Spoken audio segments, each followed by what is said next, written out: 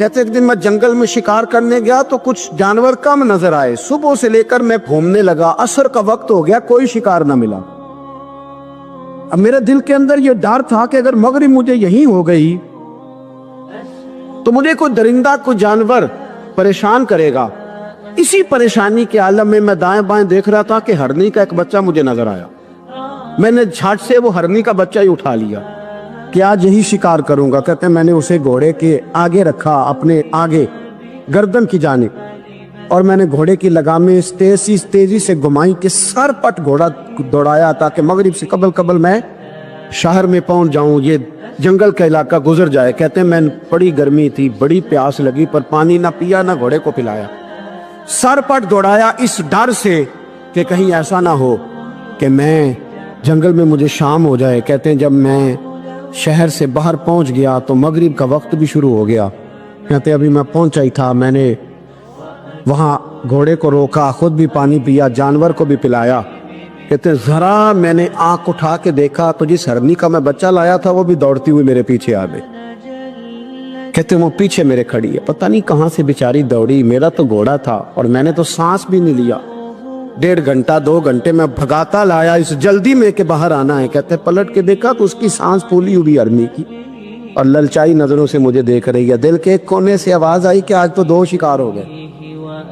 بچہ تو پکڑا ہی، اس کی ماں کو بھی قابو کرتا ہوں تاکہ ڈبل شکار ہاتھ آئے گا۔ کہتے ہیں پھر اندر سے میرا درد بولا، اندر سے میرا رحم بولا، ایک ماں اپنا بچہ لینے آئی ہے اور اس طرح تو اسے تکلیف نہیں دی جا سکتی کہ اسے بلیک میل کر کے ماں کو بھی رکھ لیا جائے۔ کہتے ہیں جب میں نے اس ہرنی کی طرف دیکھا تو اس کی نظروں میں سوال تھا، اس کی نظروں کے اندر سوال تھا، کچھ مانگ رہی تھی۔ کہتے ہیں میں نے اس بچے کی پشت پر ہاتھ پھیرا، پھر میں نے بچہ چھوڑ دیا۔ کہتے ہیں اس نے پہلے بچے کو بازوؤں میں لیا، پھر اپنی زبان سے اپنا بچہ چاٹنے لگی۔ کہتے ہیں پھر وہ جب جنگل کی طرف جانے لگی تو ایک دفعہ اس نے میری طرف دیکھا، دوسری دفعہ اس نے آسمان کی طرف دیکھا۔ زندگی میں مجھے اتنا سکون کبھی نہیں آیا تھا جتنا آج آیا۔ کہتے ہیں میں گھر گیا، عشاء کی نماز پڑھی، پا وضو میں بستر پہ لیٹ گیا۔ لوگوں میرے نصیب دیکھو، مجھے مدینے والے محبوب کا دیدار نصیب ہوا۔ رسول کریم علیہ السلام میری خواب میں آئے، میں رونے لگا، گھر مہک اٹھا، پھول کھلنے لگے، خوشبوئیں بکھرنے لگی۔ کہتے ہیں محبوب کریم تشریف لائے اور کیا خوبصورت جملہ ہے، اگر تجھے بادشاہ بنا دیا جائے تو انسانوں کے ساتھ بھی اسی طرح رحم کرے گا نا جس طرح آج ہرنی کے ساتھ کیا ہے۔ اگر تجھے بادشاہ بنایا جائے تو رویہ یہی رکھے گا یا بدل جائے گا؟ کہتا میں رو پڑا، میں نے کہا یا رسول اللہ میں تو غلام بننے کے بھی قابل نہیں، تو بادشاہ کیسے بنوں گا؟ فرمایا تیری آج کی ادا بڑی پسند آئی ہے، عرش کے مالک نے تجھے بادشاہ بنانے کا فیصلہ کر لیا، تیری یہ ادا بڑی بھائی ہے، بڑی پسند آئی۔ فرماتے ایک ہرنی کے بچے پہ رحم کھایا تھا، رب کریم نے مجھے بادشاہی عطا فرما لی۔ ہم نہ سیاست سے بادشاہی لینا چاہتے، سیاستدانوں کے اپنی جیب سے اشتہار چھپوا کے بادشاہی لینا چاہتے، ڈیرا بنا کے بادشاہی لینا، نہ بادشاہی تو رحم کرنے سے ملتی، بادشاہی تو شفقت کرنے سے ملتی، بادشاہیاں تو اللہ کی مخلوق سے پیار کرنے سے ملتی۔ وہ شخص کہتا ہے کہ میرا ظرف یہ تھا کہ 4-5 دینار ملیں گے، تو امام حسین فرمانے لگے تھوڑی دیر بیٹھ جا، رزق آ رہا ہے۔ تو امام حسین کو حکومت وقت کی طرف سے 5 تھیلیاں ملی، جس میں ایک تھیلی میں 500 اشرفیاں تھی، 5 تھیلیاں آئیں، لیکن اس کو آنے میں ذرا دیر ہو گئی۔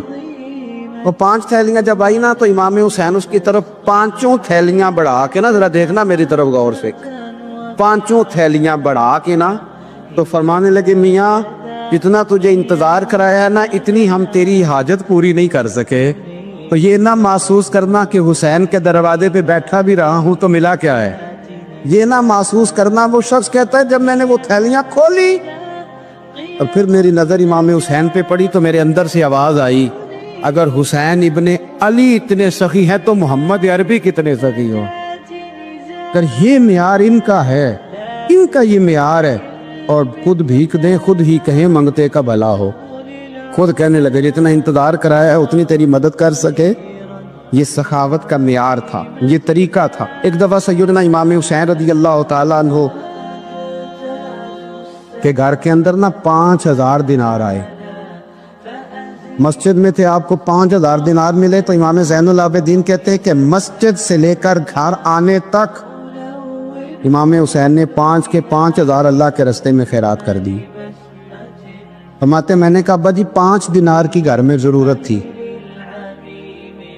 مالاں والے سخی نہیں ہوندے تے سخیاں کل مال نہیں ہوندا، ایتھے اوتھے دوویں جہان نہیں، سخی کنگال نہیں ہوندا۔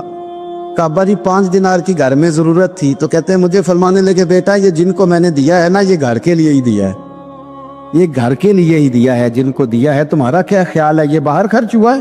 یہ گھر کے لیے ہی ہے۔ اس لیے کہ جب انسان دوسروں پر شفقت کرتا ہے تو اللہ اس کے گھر پہ رحمت فرماتا ہے۔ امام حسین کے مزاج میں پہلی بات میں نے ذوق عبادت کی عرض کی، دوسری بات عرض کر رہا ہوں کہ صحابہ حضرت اسامہ بن زید بڑے پیارے ہیں میرے نبی کریم کے، بڑے پیارے۔ حضرت اسامہ بن زید کے بارے میں سیدہ عائشہ صدیقہ فرماتی ہیں ان کے ناک سے اگر ریٹھ نکلتی تھی تو اللہ کے رسول اپنے دست مبارک سے صاف کر دیتے تھے، اور سرکار فرماتے تھے کہ اگر اسامہ لڑکی ہوتا نا، ان کے غلام کے بیٹے تھے حضرت زید بن عامر، اگر یہ لڑکی ہوتا میں اسے زیور پہناتا۔ بڑے پیارے تھے، لیکن جب ان کا آخری وقت آیا نا تو 60,000 دینار کا قرضہ تھا، رشتہ داروں سے کہا، دوستوں سے کہا، یاروں سے کہا، اور قرض ادا نہیں ہو رہا تھا۔ حضرت اسامہ بن زید کہتے ہیں بڑا پریشان تھا۔ جب حد ہو گئی نا تو حضرت اسامہ بن زید فرمانے لگے جاؤ کوئی حسین ابن علی کو خبر کرو، ان سے کہو میں نا غلام ہوں آپ کے نانا کا، مقروض دنیا سے چلا گیا تو کیا بنے گا۔ امام حسین کو خبر ملی تو دوڑے آئے۔ لاجپال اس پیر کو نہیں کہتے کہ تگڑا نذرانہ لے کے تو ماتھا چوم لے، لاجپال تو اس کو کہتے ہیں کہ جب ضرورت پڑے تو وہ سر پہ موجود ہو۔ حضرت سیدنا امام حسین تشریف لائے تو جناب اسامہ بن زید رو پڑے، کہنے لگے حضور میں نے نا غلامی کی ہے آپ کے نانا کی، اور اس غلامی پہ ناز ہے، اب 60,000 دینار کا قرضہ لے کے دنیا سے جاؤں گا تو میری قبر پہ بوجھ رہے گا۔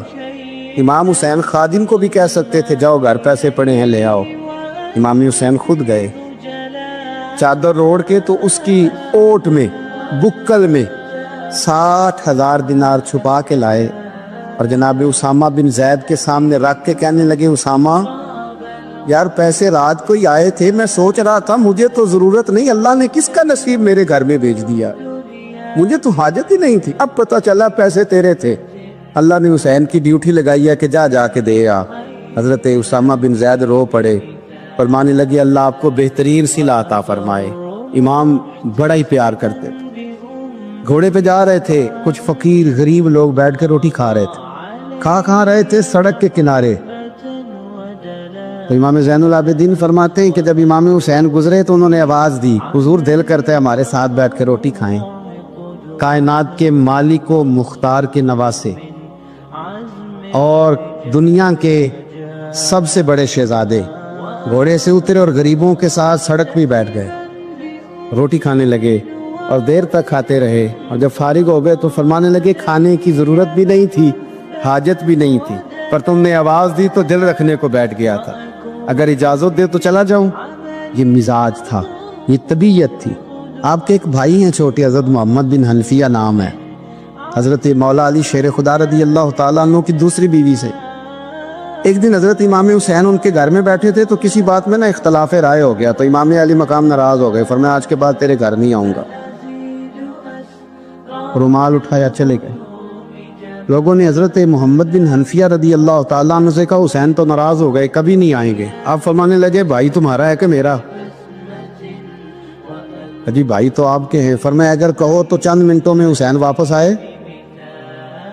جناب ناراضگی ہو گئی ہے۔ فرمایا ناراضگی ہوئی ہے پر میں اس کے دل کی نرمی کو تو جانتا ہوں، اس کے مزاج کے اندر جو محبت ہے اس سے تو ابھی آئے۔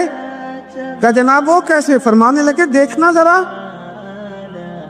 تو امام حسین نے خط لکھا، حضرت محمد بن حنفیہ نے رکا لکھا، کہنے لگے حسین میرے باپ کا نام بھی علی ہے اور آپ کے باپ کا نام بھی علی ہے، پر ایک فضیلت ایسی ہے جس میں آپ کا مقابلہ نہیں کر سکتا، وہ یہ ہے کہ آپ سیدہ فاطمہ الزہرا کے لال ہیں، آپ محمد مصطفیٰ علیہ السلام کے نواسے ہیں۔ کہنے لگے بھائی جان آپ نے نانا جان کی وہ حدیث تو سنی ہوگی کہ دو لوگ ناراض ہو جائیں تو جو صلح پہلے کرے جنت میں پہلے جائے گا۔ فرمانے لگے دل میرا کر رہا تھا کہ پہلے صلح کر لوں، لیکن پھر بڑے بھائی کو پشت کروں گا جنت میں جاتے ہوئے، یہ بھی تو بے ادبی ہے نا۔ اب خط میں نے لکھ دیا ہے، آپ کا جو ارادہ ہو۔ امام حسین نے خط پڑھا تو آنکھوں میں آنسو آ گئے، پھر سے رومال اٹھایا۔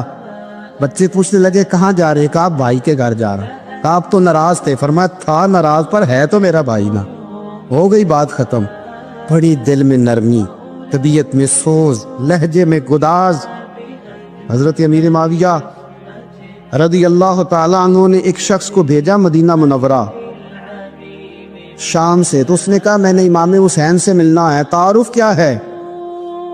جناب امیر معاویہ فرمانے لگے مسجد نبوی میں جانا جس کے گرد لوگ سب سے زیادہ ادب سے بیٹھے ہوں، اور جس کی باتیں سب سے زیادہ میٹھی ہوں، اور جس کی نظریں سب سے زیادہ جھکی ہوں، اور جس کے چہرے پر تمہیں سب سے زیادہ وقار نظر آئے، وہی علی کے بیٹے حسین ہوں گے۔ جو سب سے زیادہ تمہیں وہاں ماحول کے اندر جو شخص نظر آئے، پوچھنے کی ضرورت نہیں پڑے گی۔ وہ شخص کہتا میں مدینے آیا تو میں نے واقعی ایک شخص کو دیکھا، شہد کے گرد مکھیوں کا اتنا ہجوم نہیں ہوتا جتنا امام حسین کے گرد رسول اللہ کے غلاموں کا ہجوم تھا، لیکن نظریں جھکی ہوئی، باتیں میٹھی، لہجہ گداز گداز، لفظوں میں رانائی، اور لوگ کئی باتیں پوچھتے تو علی کے صاحبزادے ایک کا جملہ بولتے تو لگتا یہ کہ وہ جملہ سیدھا دل میں اترتا چلا جاتا ہے۔ امام علی مقام کے کردار میں نہ کچھ باتیں بڑی زیادہ تھیں، بہت زیادہ تھیں، بڑا حسن تھا۔ ایک بات تو یہ تھی امام حسین رضی اللہ تعالیٰ عنہ کا علم و فضل بڑا کمال کا تھا۔ ایک دفعہ صحابہ میں مسئلہ بن گیا کہ بچہ پیدا ہوتا ہے تو اس کا وظیفہ کیسے لگانا ہے۔ امام حسین کا علم و فضل بتا رہا ہوں، علم و فضل، تو بات بڑی پیچیدہ ہو گئی۔ حضرت عبداللہ ابن زبیر کے پاس لوگ آئے، کہنے لگے کہ آپ بڑے صاحب علم و فضل ہیں، آپ نے حضور علیہ الصلوۃ والسلام کے ساتھ وقت گزارا ہے، تو مسئلے کو حل کریں کہ بچہ پیدا ہونے کے بعد حکومت اگر وظیفہ لگائے گی تو کب لگائے گی؟ جب بحث طول پکڑ گئی، مسئلہ حل نہیں ہوتا تھا، تو حضرت عبداللہ ابن زبیر کہنے لگے ہم سے نہیں حل ہوگا، ایک بندہ ہے جس کے سینے میں رسول اللہ صلی اللہ تعالیٰ علیہ وسلم کے نور نبوت کا فیضان ہے، وہ یہ مسئلہ حل کریں گے۔ تو کہا وہ کون سے؟ آپ فرمانے لگے جب ہم سے مسائل حل نہیں ہوتے تو ہم ان کے علم سے فائدہ اٹھاتے ہیں۔ کہا کون ہے؟ کہا جناب امام حسین۔ تو لوگ حضرت امام حسین کے پاس گئے، کہ حضرت یہ ایک مسئلہ الجھ گیا ہے کہ بچہ پیدا ہو تو وظیفہ کب لگانا ہے؟ فرمایا الجھنے والی بات ہی کوئی نہیں، پیدا ہونے کے بعد جب وہ پہلی دفعہ آواز نکالے تو اس کا وظیفہ لگا دو۔ اس کا مطلب یہ ہے کہ وہ دنیا میں آ گیا ہے، اس نے اپنے آنے کا اظہار کر دیا ہے، اعلان کر دیا ہے، اب اس کا وظیفہ لگا دو۔ تو اس پر پھر صحابہ کا اتفاق ہو گیا۔ امام حسین کے علم سے، فضل سے لوگ فیض اٹھاتے تھے۔ حضرت سیدنا امام حسین کی شہادت کے بعد حضرت عبداللہ ابن زبیر رضی اللہ تعالیٰ عنہ نے قاتلان حسین سے خطاب کیا اور فرمانے لگے اللہ کی قسم تم نے اس شخص کو شہید کیا ہے جو راتوں کو لمبے لمبے قیام کرتا تھا، اور تم نے اس شخص کو شہید کیا ہے جس سے میں دن میں جب بھی ملتا تھا تو وہ روزے سے ہوتا تھا۔ تم نے اس شخص کو شہید کیا جو قائم اللیل تھا، صائم الدہر تھا، اس شخص کو تم نے شہید کیا۔ آپ کو پتہ ہے کہ میدان کربلا میں جب 9 محرم کو ابن سعد نے امام حسین سے کہا کہ جنگ کرو اگر یزید کی بیعت نہیں کرنی، تو امام حسین نے فرمایا ایک رات کی مہلت دے دو، ایک رات کی مہلت دے دو۔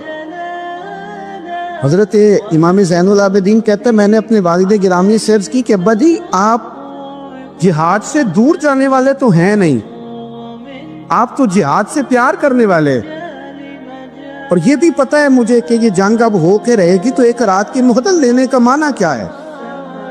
بھئی کل بھی لڑنا ہے اور رات بھی لڑنا ہے، تو ابا جی ایک رات کی مہلت۔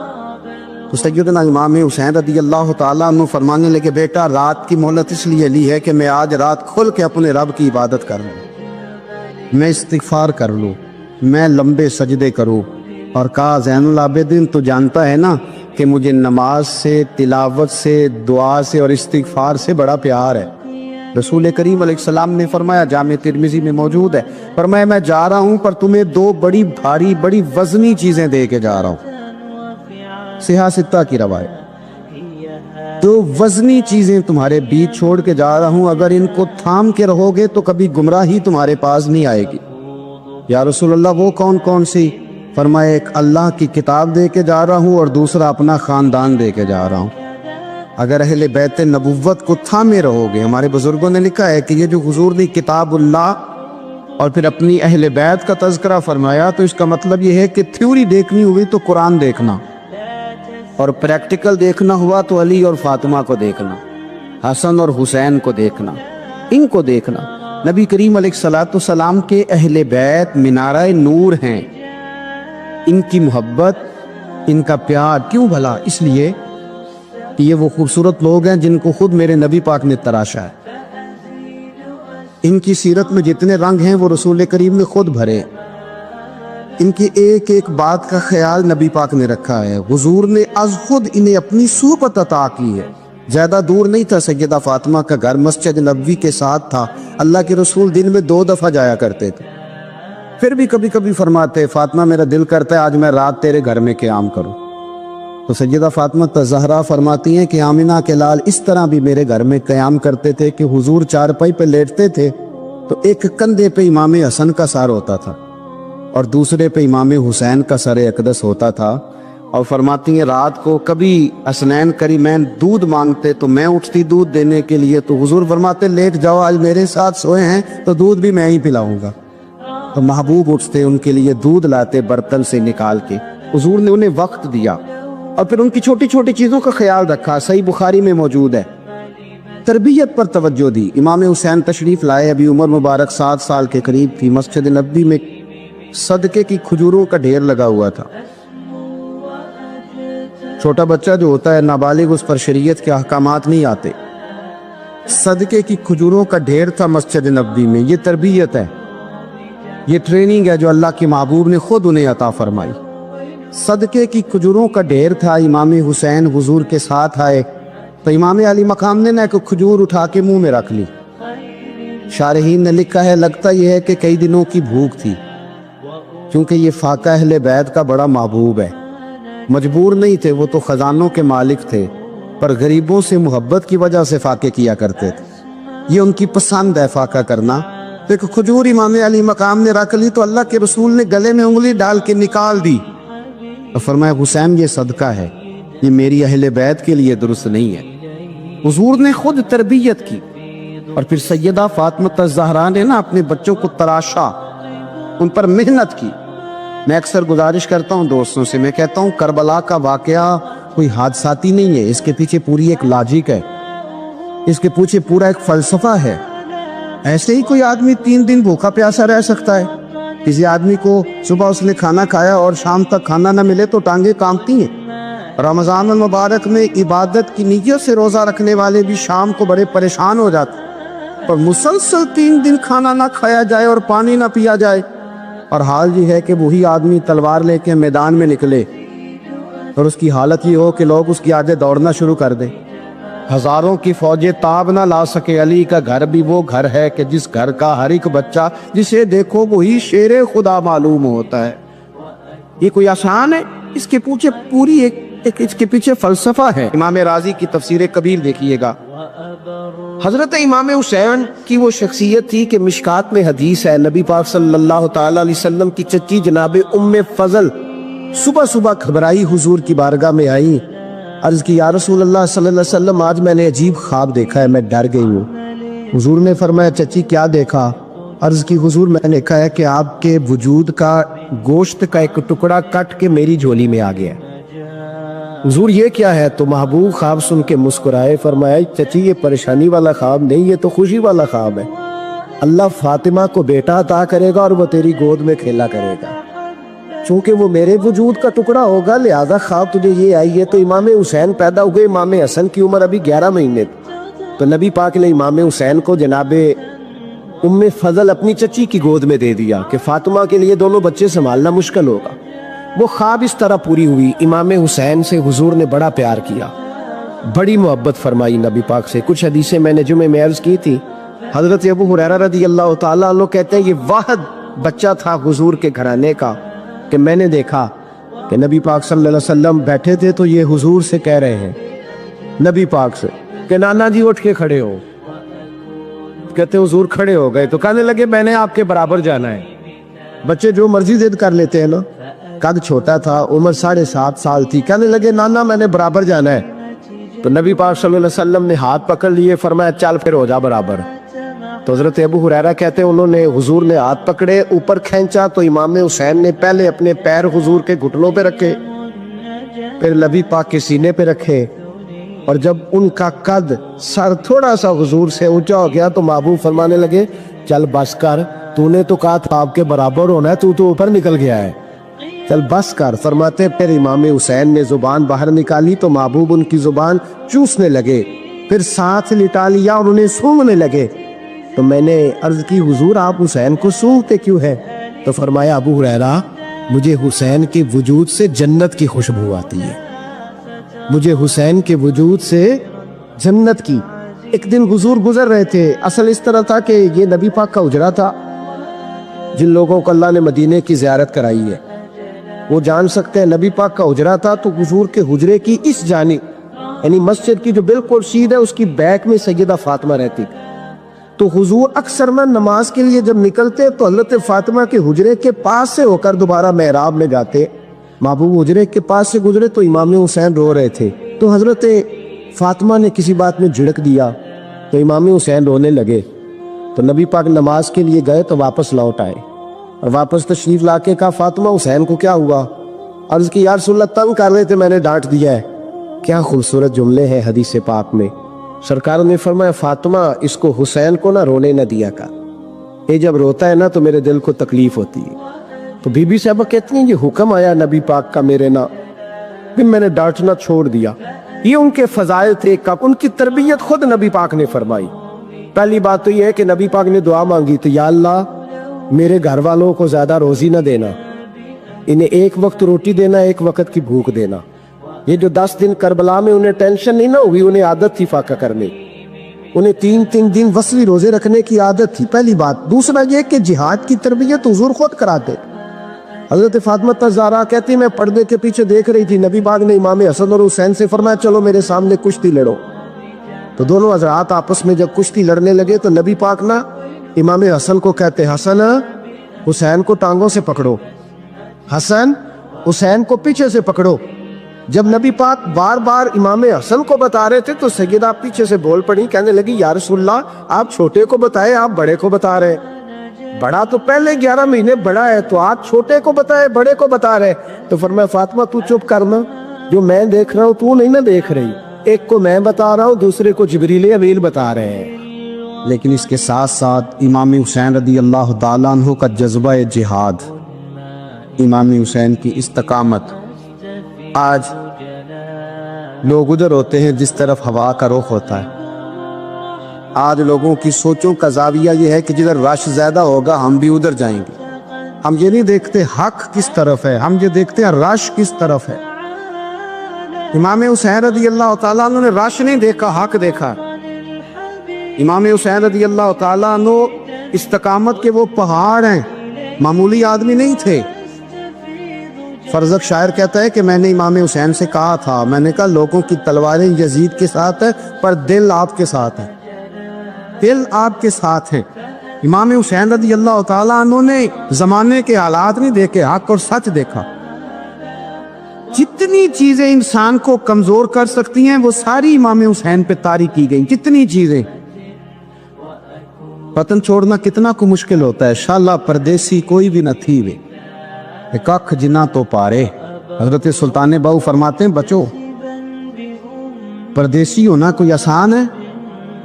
جس آدمی کا کسی چھوٹے سے گاؤں میں بھی مکان ہو چھوڑنا پڑ جائے تو روتا ہے. تو مجھے بتاؤ جس نے اپنا سارا بچپن مدینے میں گزارا ہو، آج جو ایک ہفتہ مدینے رہ کے آتے ہیں ان سے واپس نکلنا مشکل ہوتا ہے. لیکن امام حسین حق کا رستہ تھا، وطن کی قربانی دی، اور معمولی وطن نہیں مدینے جیسا وطن. اور جب کھڑے تھے نا امام حسین رضی اللہ تعالیٰ عنہ رجب میں نکل رہے تھے مدینے سے، تو کوئی شاعر کہتا ہے دور کھڑے ہو کہ انہوں نے گویا کہا تھا آقا تیرے کرم کے خزینے کی خیر ہو، میں جا رہا ہوں تیرے مدینے کی خیر ہو۔ امام حسین نے وطن چھوڑا، کوئی لغزش نہیں پیروں میں، کوئی نہیں، شہزادوں والی زندگی تھی، مسجد نبوی کے امام تھے، نبی کریم علیہ السلام کے روضہ اطہر پر تشریف رکھتے تھے، زمانہ حیا کرتا، شان و شوکت تھی، پر حق کے لیے چھوڑا، نکل کر خانقاہوں سے ادا کر رسم شبیری، اور پھر بڑا مشکل ہوتا ہے۔ جس شخص کے ساتھ بچے اور عورتیں ہوں وہ تو یہ کہہ کے لڑائی سے جان چھڑاتا ہے کہ میرے ساتھ فیملی ہے، نہ ہوتی تو تجھے بتاتا، پر امام حسین کو اولاد بھی کمزور نہیں کر سکی، عورتوں کا ساتھ ہونا کمزور نہیں کر سکا۔ پھر امام علی مقبوق کتنا مشکل کام ہے۔ آج لوگ کہہ نہیں دیتے کہ میں تو اس لیے گناہ کرتا ہوں کہ رشوت اس لیے لے لیتا ہوں کہ بچے چھوٹے ہیں۔ 10 دنوں کی کم و بیش سفر، 3 دنوں کی بھوک اور پیاس، پر حق کے رستے میں امام حسین کو کوئی چیز کمزور نہیں کر سکی، اور پھر وہ جتنی باتیں لوگ کہہ سکتے تھے وہ ساری کہیں گئی، ساری۔ اور آ کے عرض کرنے لگا حضور یہ کوئی معمولی دشمن نہیں، یہ وہ ظالم ہیں جو لاشوں پہ بھی گھوڑے دوڑا دیتے۔ تو امام علی مقام فرمانے لگے جو شہادت کا جذبہ لے کے نکلے وہ پھر انجام نہیں دیکھا کرتا، وہ انجام، وہ جتنی چیزیں جو استقامت کے رستے میں آ سکتی ہیں وہ ساری چیزیں رستے میں آئیں، پر امام علی مقام نے کسی چیز کی پرواہ نہیں کی۔ آج کا مسئلہ یہ ہے کہ آج لوگوں میں استقامت نہیں ہے، رات کو کچھ ہوتے ہیں، سویرے کچھ ہوتے ہیں، دوپہر کو کچھ ہوتے ہیں، شام کو کچھ ہوتے ہیں۔ ہمارا کل انداز تکلم کچھ اور ہوتا ہے، صبح کچھ اور ہوتا ہے۔ امام علی مقام میدان میں رہے، ایک میت گھر میں ہو جائے تو کئی دنوں تک آنکھ کھلتی نہیں، ہوش رہتا نہیں۔ سب سے زیادہ مسائل امام حسین نے دیکھے، سب سے زیادہ، اور گھوڑے پر بیٹھنے سے پہلے ساری تکلیفیں آپ دیکھ چکے تھے۔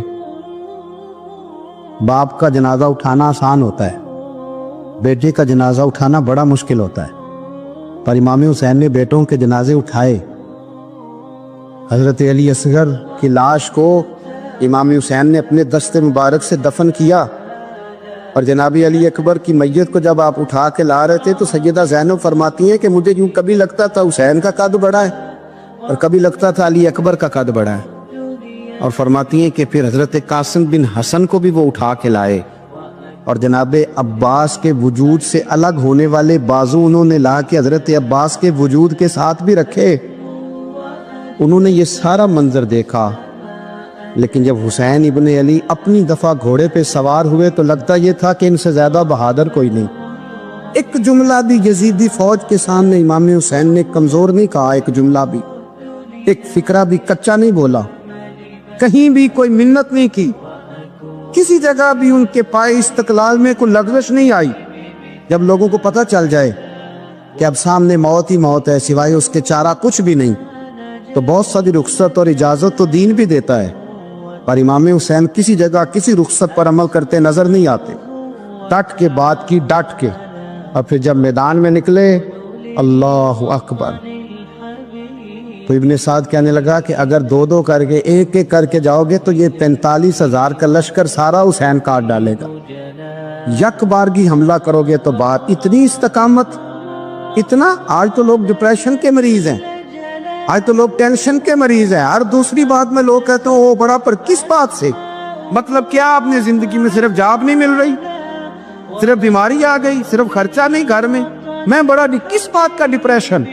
امام حسین کی زندگی بتلاتی ہے کہ وہ لوگ بھی کوئی دنیا میں کمال حاصل کر سکتے ہیں جو چھوٹی چھوٹی بات پہ روتے ہیں۔ مال بھی ہے، جوانی بھی ہے، گھر بھی ہے، مکان بھی ہے، بچے بھی ہیں، عزت بھی ہے، صرف پیسے نہیں۔ اور انسان ہے کہ آنکھیں نہیں کھل رہی، وہ سمجھتا ہے میں کسی کام کا ہی، فقط پیسے نہیں بس۔